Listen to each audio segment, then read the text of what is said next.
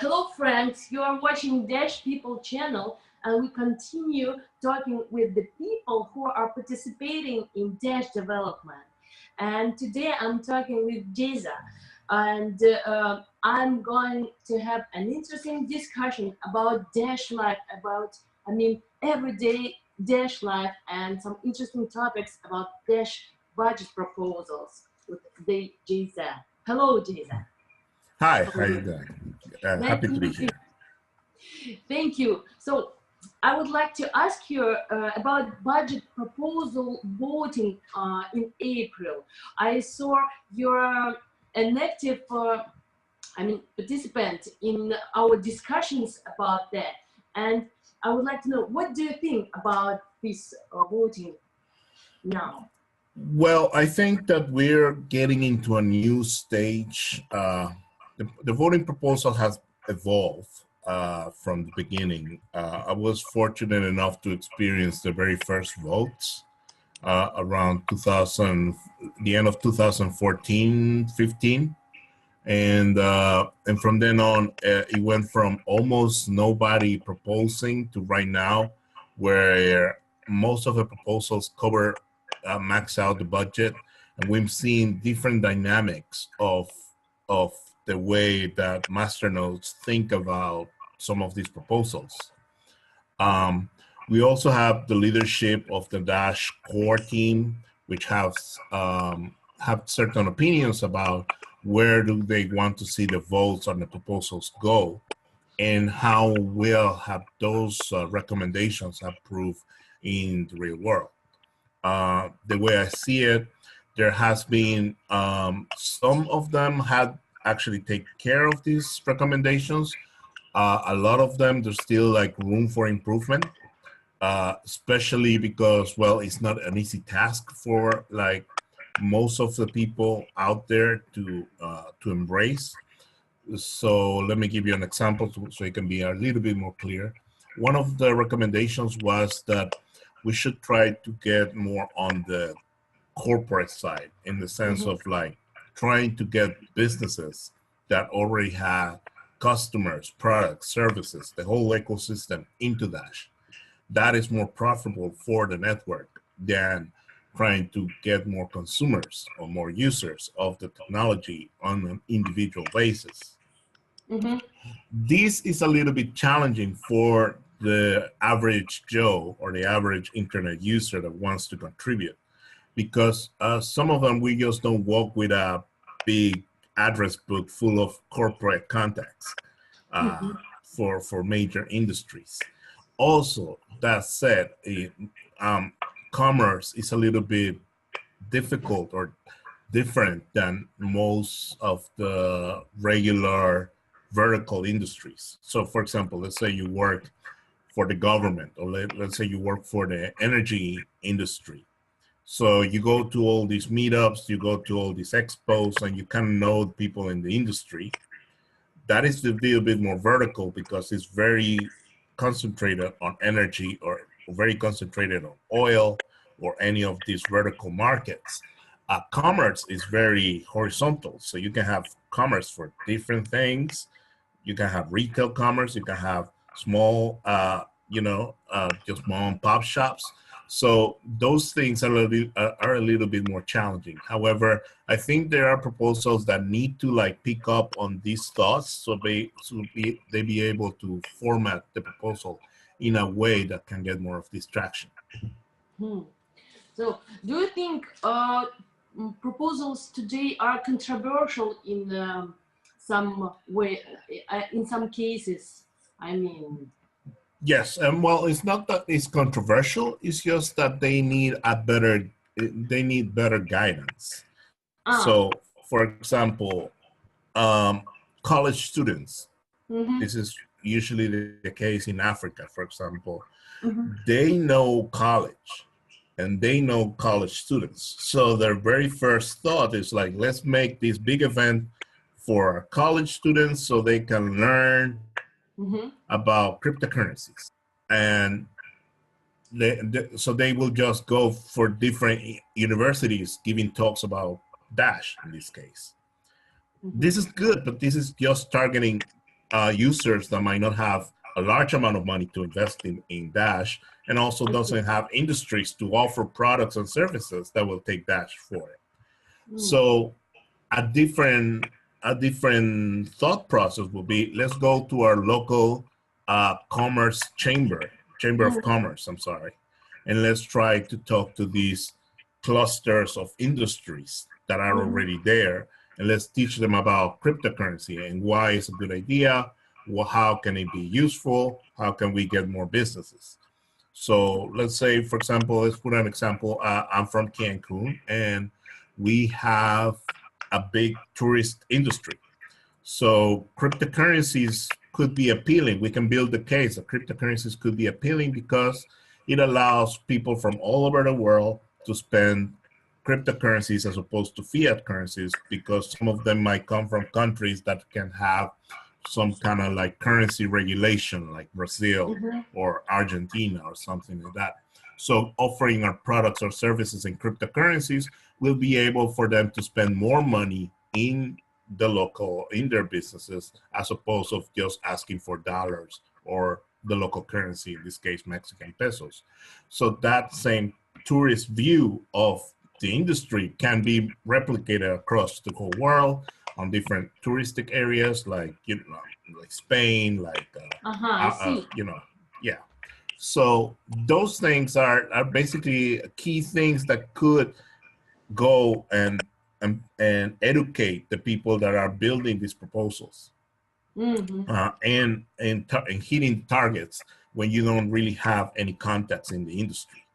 Now, if you can work your way inside building these relationships, that could be a little bit more developed way of doing it. So let's say you have already done this and you're already on your third proposal or fourth proposal. Where do you go from there? So you want to, like, let's say, I guess, corporate yourself, become a lot more like a PR firm, in the way that you can go and approach a big business, have a sit down with a big CIO or C-level executive and talk about, building partnerships for Dash. That is a little bit, I haven't seen that yet, but I think that is the goal. So we will need to think differently on how to approach these big businesses around the world, not just in the United States. Now, on the proposal level, I have seen a lot of attention being concentrated in the United States, mainly because the actors that right now have been played are mostly around this economy, about the US economy. There need to be a little more voices that come from other industries or other economies, like Southeast Asia, like Russia, like Europe, like South America, etc.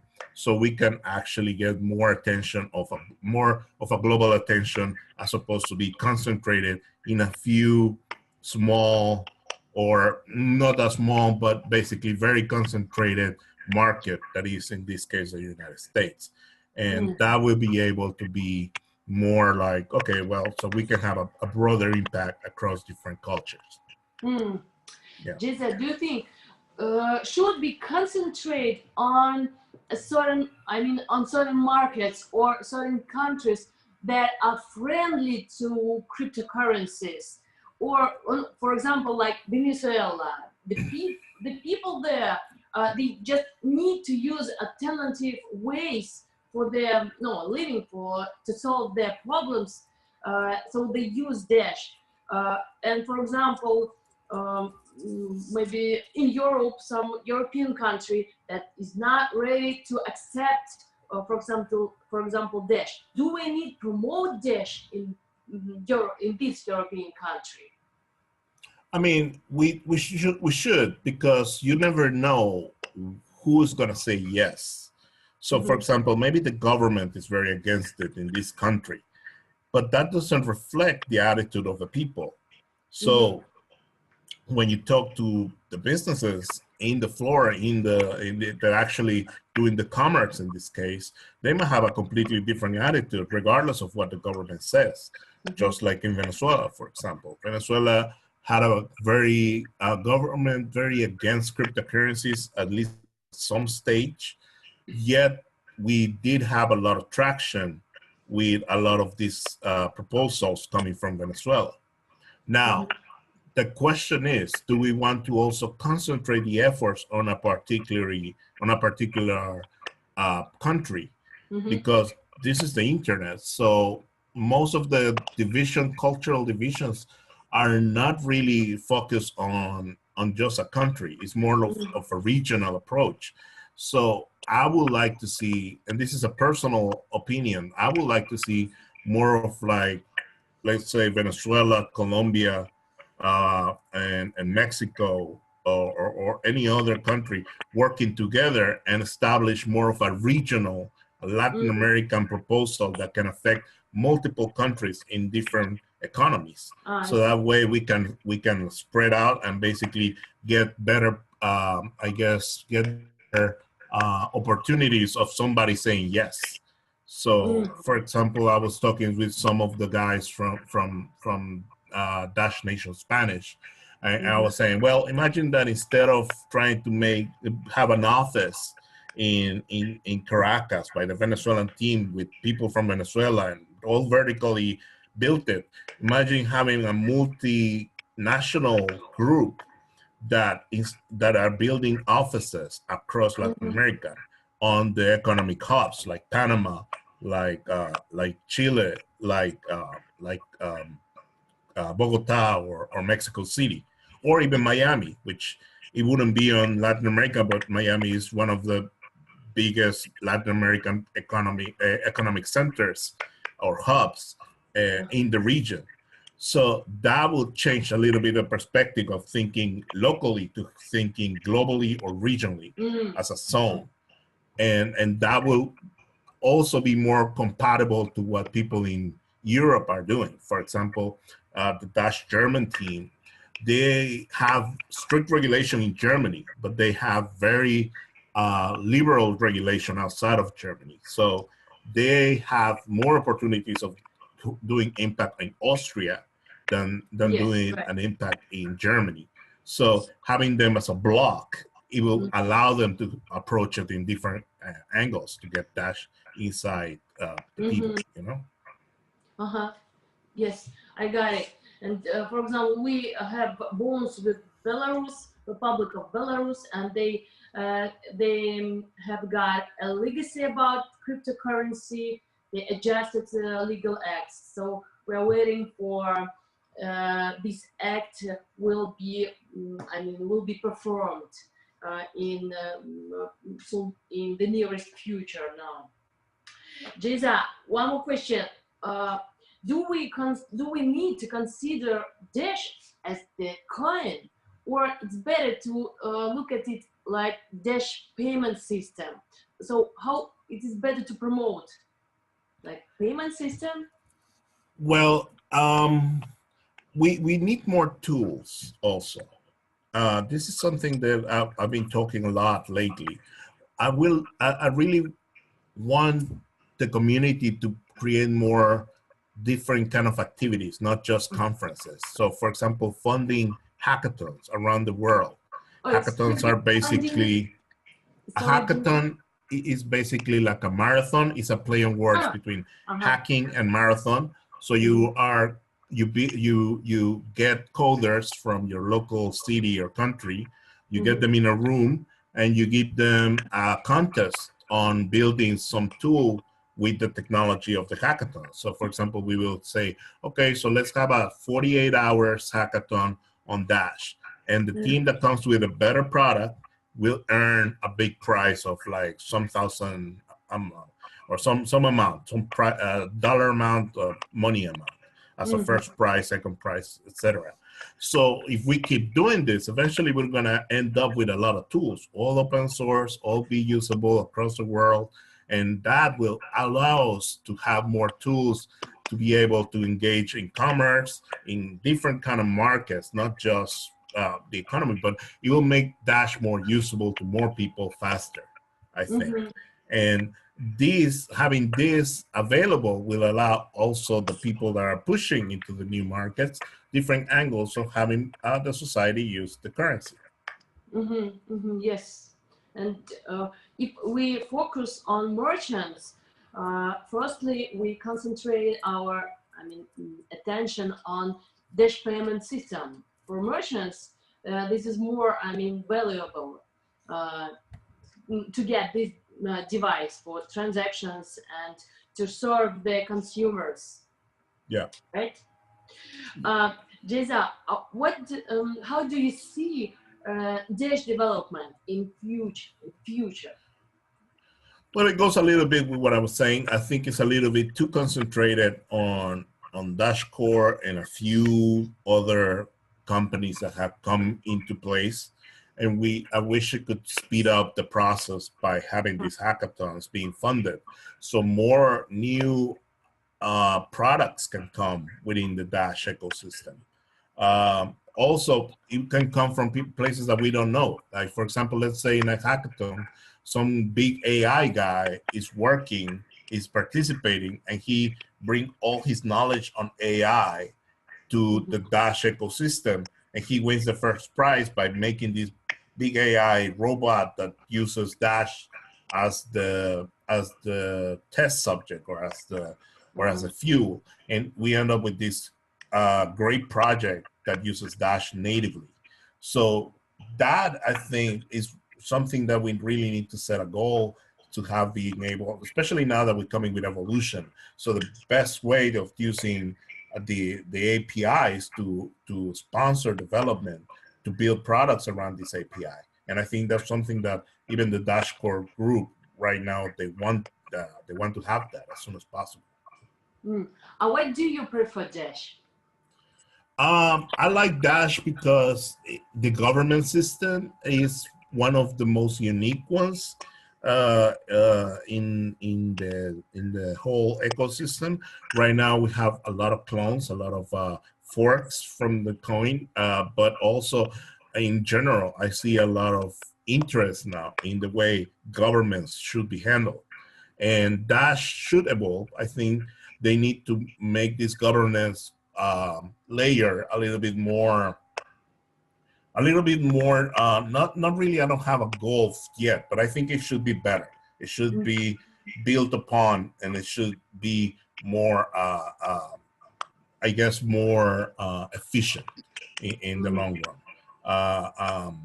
I don't have any problem or issue right now with the project. I just want the project to keep growing, if you understand what I'm saying. Keep growing. Yeah. JZA, the last question. What would you suggest or advise to new Dash users?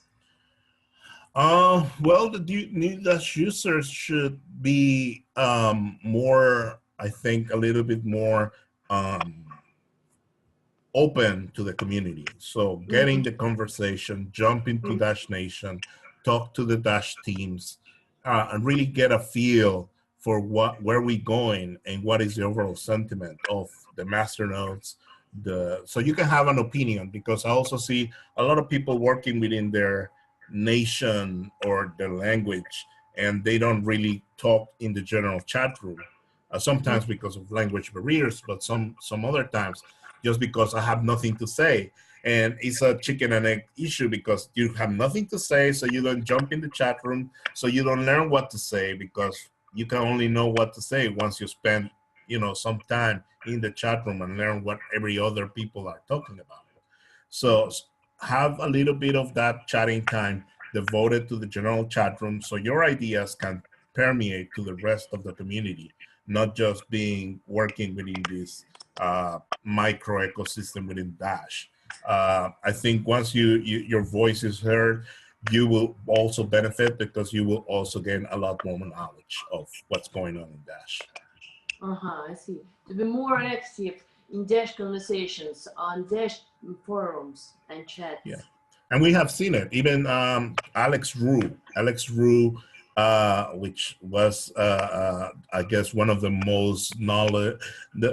most representative users from Russia. He didn't knew English, and he actually learned English just to be able to participate better in the overall Dash community. and he was interviewed by Amanda B. Johnson like last year, and she mentions that like, wow, Alex Ru actually went into learning English just for the purpose of participating more. So, I mean, if you know English already, and if many other people know English already, there is no reason for you not to participate in the overall community. And I encourage you to do so, because I know a lot of people that know English, but for some reason they don't feel I guess the right confidence into going into the overall group, you know? Yes, JZA, I mean, English is a barrier for some people to participate in Dash or to be active Dash users. And we try to solve this issue. So sometimes we translate, not sometimes, we usually now translate budget proposals in Russian.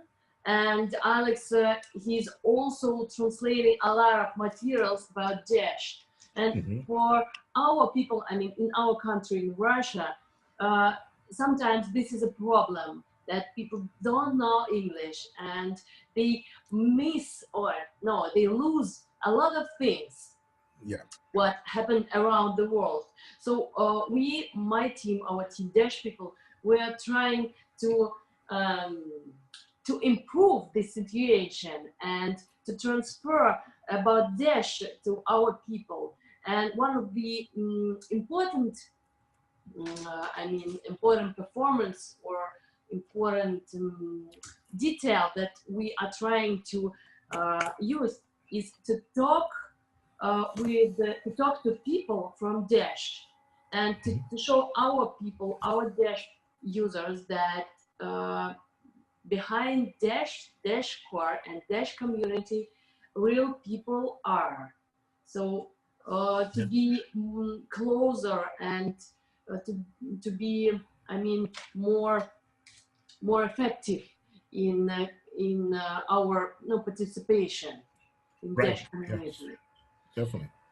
So JZA, thank you very much for the conversation. I'm very happy that you're connected to us, and I hope for the next talking to you. Well, I'm very thankful that you have me on your show, and I'm also available if people want to reach me out. I'm on Dash Nation. I'm on Telegram as JZA or JZA, and you can just say hi, and we can talk about whatever you want in Dash. So everybody just ping me and I'll be there. Thank you. Thank you. Bye. Thank you. Bye.